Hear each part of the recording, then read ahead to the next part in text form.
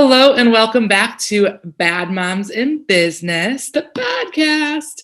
And today there's just two of us. We're missing Danielle. The D in bad. The D in bad. And it's actually the perfect time for her to miss the podcast because it really just allows us to highlight the topic that we're dealing with today, which is being a working mom, or honestly, even just a mom in the summer. It is so hard.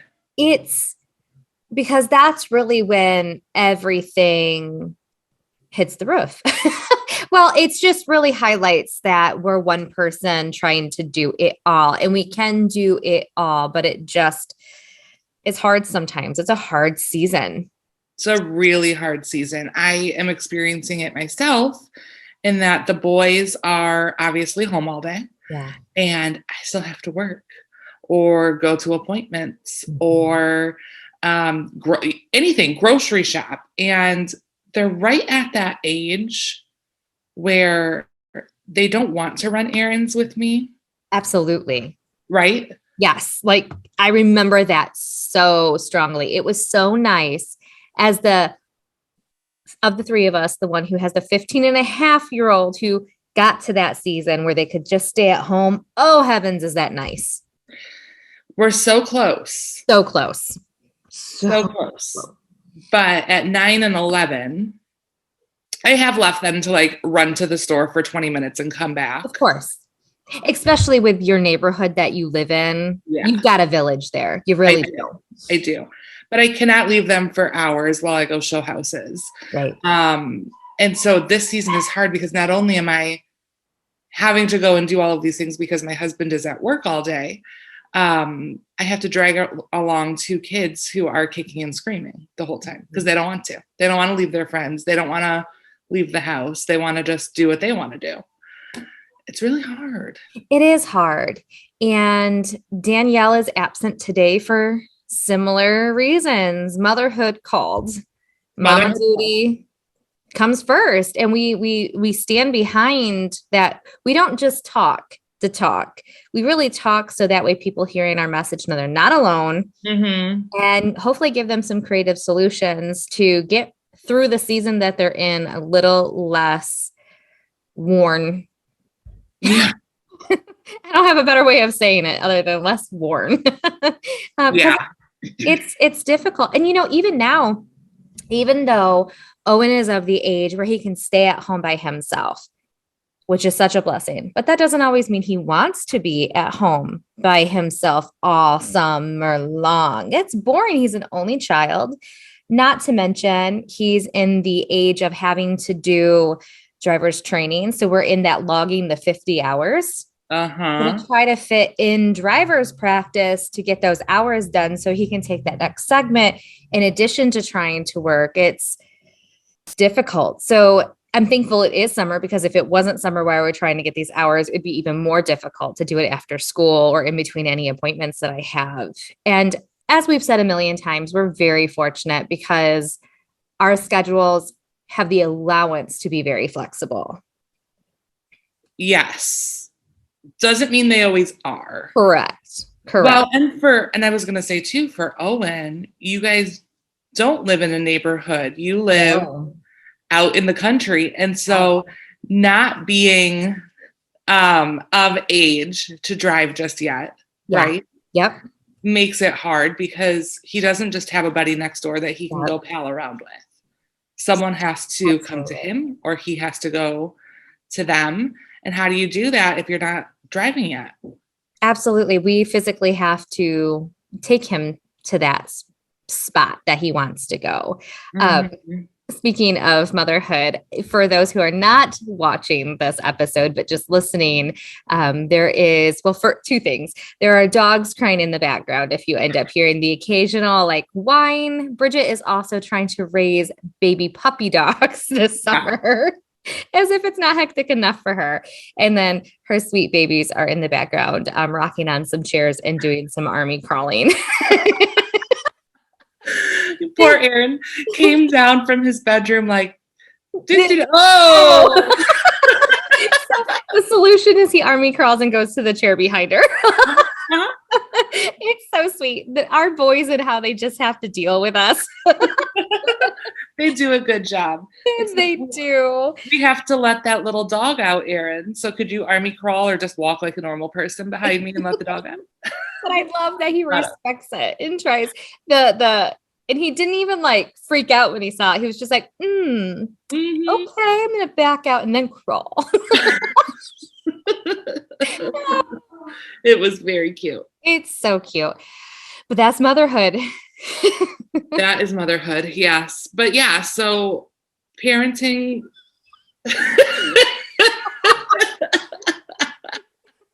Now he's carrying a puppy. You got to watch the video if you're just listening, you guys. We are unscripted and unafraid to be who we are. Yeah. Aaron, you can just walk. Yeah, it's tough. And I have been, again, our careers allow us to be somewhat flexible. So I have been trying to schedule things, later in the day so that if I do have to leave them, there's a 20-minute gap between me leaving and Chris coming home. Absolutely. And, I know you also try to honor your marriage too, by allowing enough time to spend with your spouse. So it is a very delicate balance where you want everyone in your home to be nurtured. Yeah. And it's just hard to do it sometimes. And I think summer is particularly hard because when the boys are in, we just say boys because all three of us only have boys. When the boys are in school, there's a lot of things we can do during the day, such as grocery shopping, doing all of those errands, those additional things that pull us away in the summer that we can do so much faster without anyone in tow. And so that way, if we do have to leave in the evening, it's usually for less time than we would have necessarily in the summer. And in the winter, last week we spoke about boundaries. Yep. And so in the winter, or just when school's in session in general, I'm very light on appointments in the evening because that's when Owen's home and I want to see him. Same with Marcus, where in the summer, though, I have to say I'm much more flexible about that because usually I've been with him throughout a good portion of the day because I can do a lot of work from home. And sometimes it's just that he wants the body of me home. Sure. Knowing that the house is not empty, even though we have 3 dogs. Right.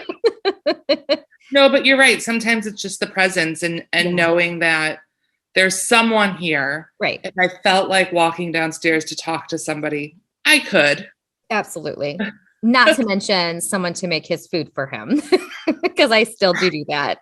How is he surviving if he's home all day? Is he making his own lunch? He absolutely can do it all on his own. Great.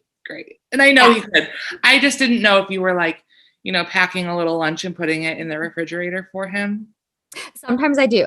There it is. I mean, I'd be sinning if I didn't say that I did that.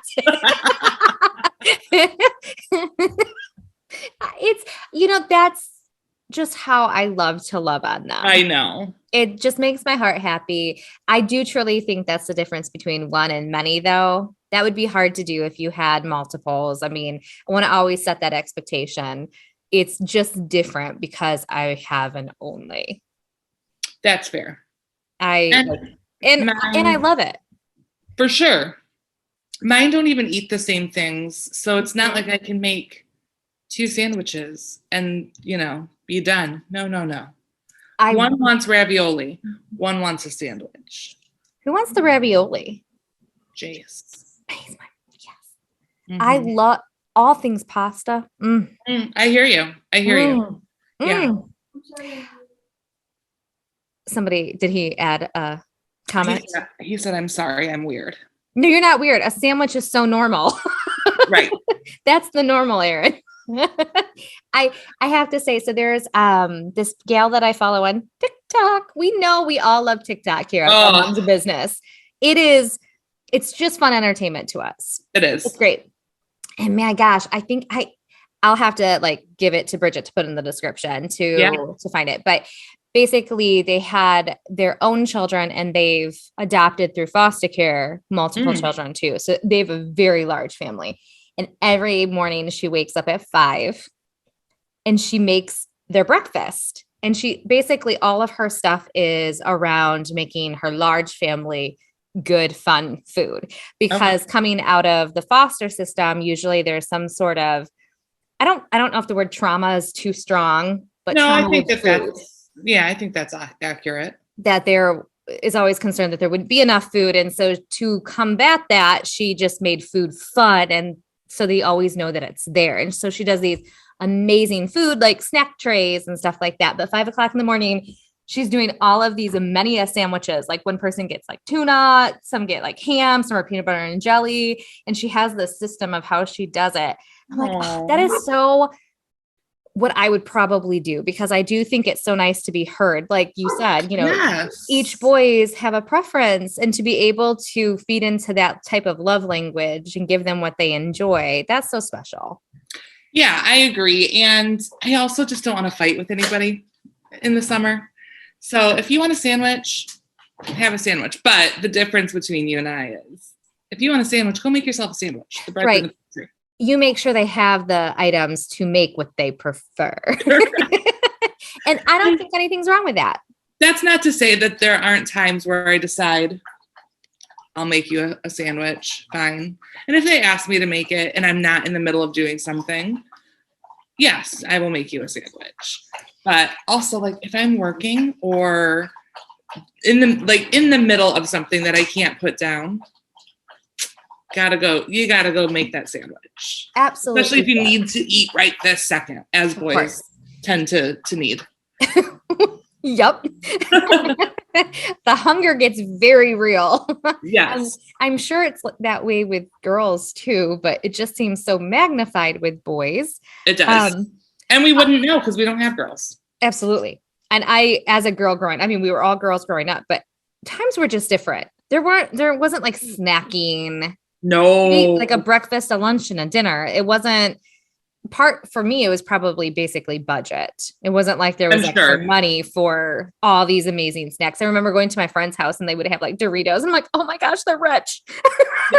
Isn't that the truth? Yes. I can remember going somewhere and they had Dunkaroos. Do you remember Dunkaroos? Yes. Never got to get them. I don't believe they ever were in my pantry at home. But a friend of mine had them and I was like, what is it like to have so much money? That's how we defined wealth when we were younger. And, with that being said, I think that's one of the things that made our Christmas stockings and Easter baskets so magical. Because there would be something like a Dunkaroo, like several Dunkaroos in there, or bag, like little snack bags of chips and fruit snacks, stuff we never, ever would have had. Some pops and just amazing stuff. So I have these amazing memories of these elaborate stockings and Easter baskets with all of that deliciousness in it. And it was so much fun. And that makes it so much more special. I love that. I know. And I try to, reproduce that with Owen, that memory. And because he wasn't raised like we were, to know that that was something special. It just doesn't hit the same level of memory as it does for me. And I do often say to him, I go, Owen, if you ever have children, understand this might mean something to them. Remember that I did this for you because I thought it was special. So you might want to do that with your children. He's so much like Marcus. Like they just don't register it in the same emotional level as what I did. Well, and Chris is the same way. And I think it's probably because they grew up differently than we did. Sure. I mean, I obviously am related to Marcus, so I know that the type of family that Marcus grew up in. Absolutely. And they did have a little bit more money. They did probably get to do or get to have different things. So true. And Chris, his grandma always took care of like any sort of whim or need or want that they had. They got to go on fabulous vacations, and her pantry and her refrigerator was always stocked with whatever they would have wanted. Oh, And it's just, it was a different situation for you and I. and Not that I wanted or needed for anything. absolutely. We had what was necessary. Correct. But I don't have any Dunkaroos in my cabinet. That's all I'm saying. No, ma'am. No, ma'am. And what you just said about that grandma and how she did that for Christmas family, I'm telling you, that is, I don't know, with only having one, I may never have grandchildren. Sure. But if I do, and it's not about spoiling the grandchildren as much as it is to be helpful to Owen and his future wife. And knowing that they'll always have food, they'll always have special extras, that they don't have to worry about financially having to work extra to provide those extras. You know, if my daughter-in-law wants to be a stay-at-home mom, I want to be able to do anything in my power to make that be the case. Because when they go to have children, is there even going to be a thing as a one-income family anymore? Gosh, who knows? You know, I feel like they're few and far between even now. It is. So desire does not always mean, I feel like a lot of women are working that would really rather prefer to stay at home. And if I could bless a daughter-in-law, if she wants to, because of my contribution, I just think that would just make my heart so happy. Is it illegal for me and Owen to get married? Yep. There's definitely blood there, Bridgette. And for those who haven't, maybe our new listeners, Bridgette and I say we're cousins, but it is cousin through marriage. So my husband, Marcus, and Bridgette are first cousins. Yeah. So I can't marry my second cousin is what you're saying. Yeah. And he's younger. Yeah. Listen, I'm just trying to get that stay-at-home mom life. Okay. But would you thrive in that? No. Right. And that kind of goes back to what we were talking about is, you know, being a working mom during the summer. I'm thankful, beyond thankful, that I have a career and I have the, I'm trying to tread lightly because there are people who thrive and desire nothing more than to be stay-at-home moms. Absolutely. That ain't me. I hated leaving my little tiny babies after 8 weeks or 12 weeks. That was the worst, but also I needed it. Sure. I needed to be among adults and have adult conversations and go to work and, you know, whatever. So yeah, I mean, I think that there is some small luxury in being a stay-at-home mom because it's work. I know several stay-at-home moms. It is work. They work harder than I do, that's for sure. But I need to work, and I'm thankful that I can work, and I'm thankful that I have to struggle to figure out what am I going to do with my children today while I go and work. It is a luxury in some ways for me. It is because we have jobs, we have children. We're blessed with children. And so we don't take any of that lightly. And I was blessed to be a stay-at-home mom for 7 years until our family dynamic changed. That made it where the roles reversed a little bit to get where our family wanted to go. And that's where I landed on this career in real estate for those who might be new, because again, for the flexibility, it was about as close as I could find to being a stay-at-home mom, but being able to have the potential to make a very good income from it. And we've been very blessed by it. Yeah. And think about it. If you had not gone into real estate, I would have not gone into real estate. We wouldn't know Danielle. This podcast wouldn't exist. Like there are so many things that happened all because you chose real estate. And I know Bridgette's spiritual, as am I. So I know some of our listeners are. And for those who aren't, just take this with a grain of salt. But I mean, I prayed very hard about what kind of job I was going to be able to find that would fit my desire to still be a very much hands-on mom. Yeah. And it was literally in the middle of the night. I just heard the words real estate. And that's how. Yeah. it came to be. So I wish I had this amazing story other than that, but Well, that is an amazing story. 2 words, real estate, and boom, here we are. Here we are. It's fun, but the road is difficult in the summer. And I think it's okay to lose your crap occasionally. Yeah.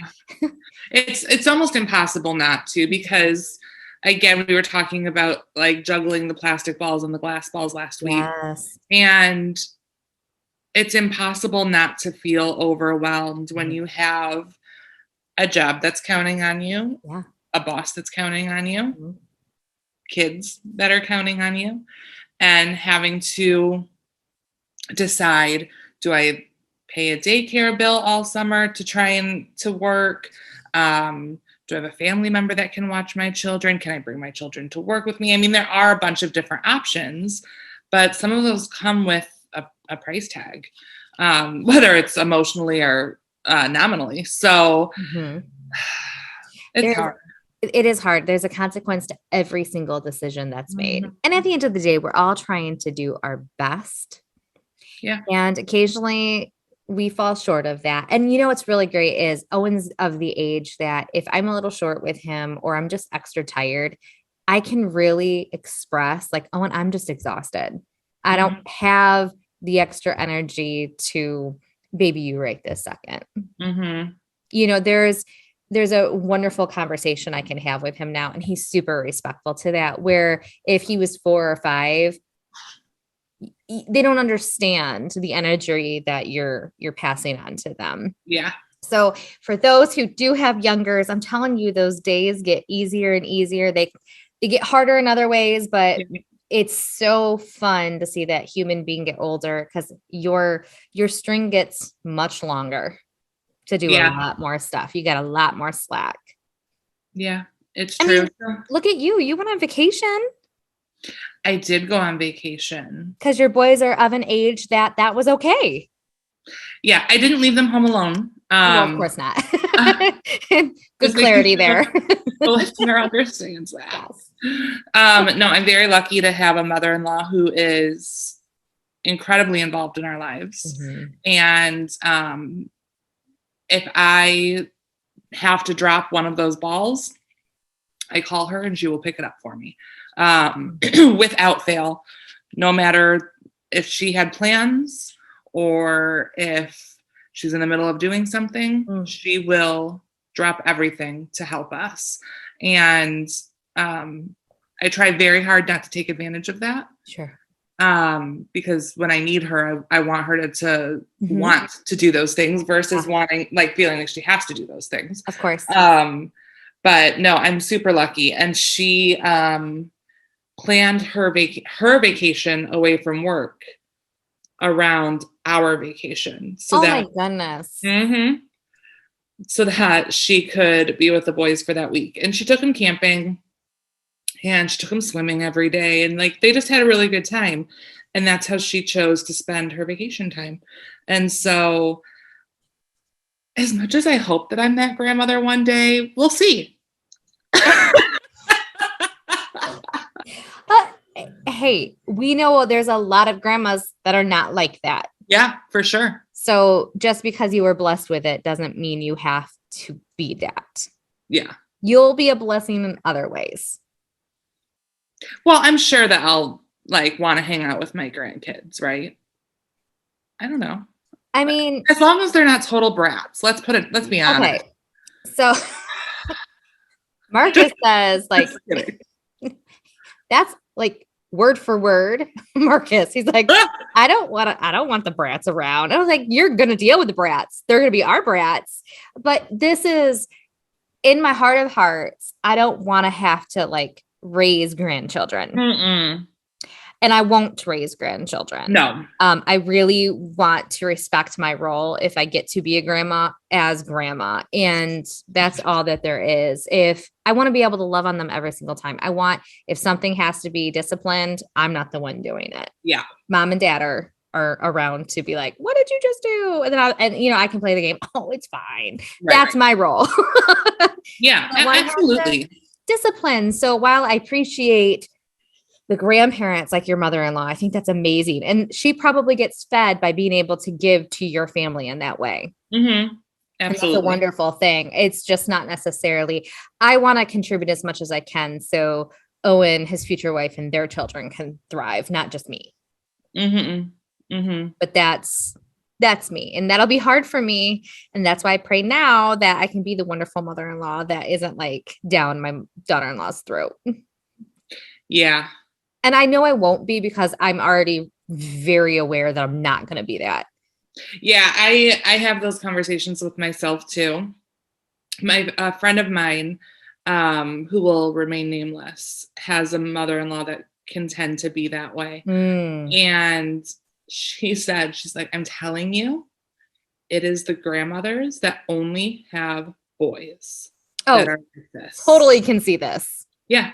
She said, because my mom has girls and boys, and she's very like, has her boundaries, doesn't smother us, comes when she's needed or when she wants to, sure. Like she'll just show up and that's fine. But the boy moms who turn into grandmas are smothering, is her experience. I think that's so fair. I think a mother's love is a mother's love, but a mother's love for boys is just as equal to their love for girls. It's just so different. Well, and what's that old saying? I don't even know how it goes. Something like a daughter is a daughter for life. A son is a son till he gets a wife, or something like that. Yes. Because you are kind of replaced by your son's new family, which just makes me so happy to think about. And maybe I'm just worried because I really do want him to have a family, and he's so stinking independent. He might never. So like, I don't know, but I think it's Denzel Washington. He has this clip on the TikTok. I'm going to butcher it, but it was a son's first love is like his mother.